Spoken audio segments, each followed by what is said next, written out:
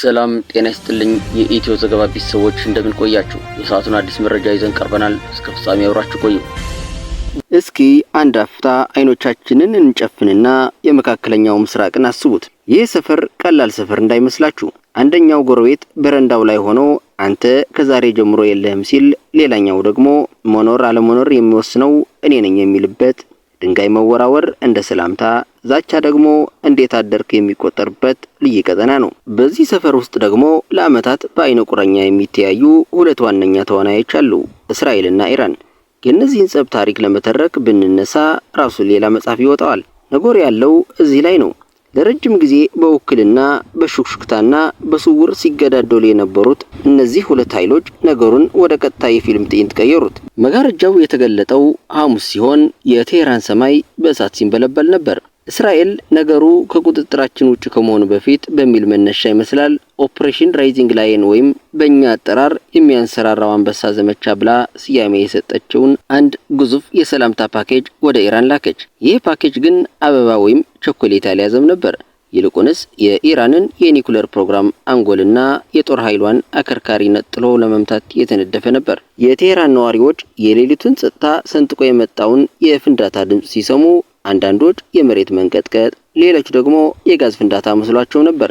ነገር ግን እውነታው ከዚህ የከፋ ነበር። የሚያንሰራራው አንበሳ ጥፍሮቹን በቀጥታ የሰደደው የኢራን ልብ ላይ ነበር። የጥቃቱ ኢላማዎች ዝም ብለው የተመረጡ አልነበሩም። እስራኤል የቤት ስራዋን በደንብ ሰርታለች። ኢላማዎቹ የኢራን የኒኩሌር ህልም መሐንዲሶችና የጦር ሜዳ ጀግኖች ነበሩ።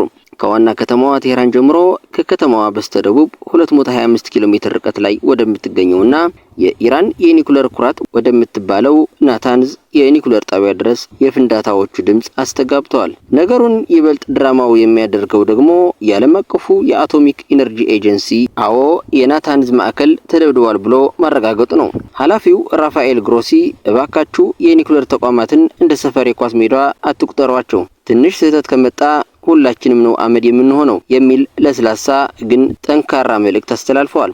ግን ማን ይሰማል? በጦርነት ጊዜ ዲፕሎማሲ እንደ ጧፍ ነው፣ በቀላሉ ይቀልጣል። እንግዲህ ወደ ዋናው ዝርዝር እንምጣ። በዚህ የማንሰራራት ዘመቻ እነማን ወደቁ?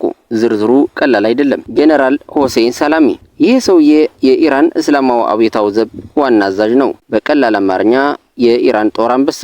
አሜሪካና ምዕራባውያን አሳያችኋለሁ በሚሉ የደረት ንፊያ ንግግሮቹ ይታወቃል። የሚገርመው ጥቃቱ ከመፈጸሙ ከሰዓታት በፊት ለማንኛውም ሁኔታ ዝግጁ ነን ብሎ መግለጫ ሰጥቶ ነበር።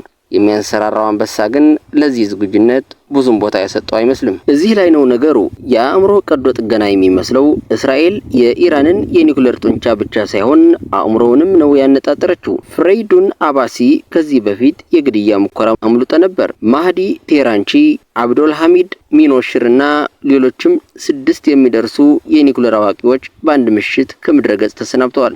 እነዚህ ሰዎች የኢራን የኒኩሌር ምኞት ህያው ማስረጃዎች ነበሩ። አሁን ግን ያለፈ ታሪክ ሆነዋል። ሌሎች ጄኔራሎች ደግሞ የጦር ኃይሎች ጠቅላይ ኢታማዦር ሹሙ መሐመድ ባግሄሪ፣ ምክትል አዛዡ ጎላሚድ ራሺድ፣ ዝርዝሩ ይቀጥላል። እስራኤል የኢራንን የወታደራዊ አመራር ዛፍ ከስሩ ሳይሆን ከቅርንጫፎችና ከግንዱ ነው ያጠፋችው። እስራኤል እኔ ያነጣጠርኩት ወታደራዊ ኢላማዎችን ብቻ ነው ስትል፣ የኢራን ሚዲያ ደግሞ የመኖሪያ ቤቶች ተመተዋል፣ ህፃናትን ጨምሮ ንጹሃን ዜጎች አልቀዋል ብሎ ይጮሃል። የተወደዳችሁ የኢትዮ ዘገባ ቤተሰቦች ለዛሬ ያሰባሰብናቸው መረጃዎች እነዚህን ይመስል ነበር። ለቻናሉ አዲስ ከሆናችሁ ሰብስክራይብ እንዲሁም ቪዲዮ ላይክ እና ሼር እንድታደርጉ በትህትና እየጠየቅን እስከ ፍጻሜ ቆይታችሁ ከኢትዮ ዘገባ ስለነበር እናመሰግናለን። ሰላም።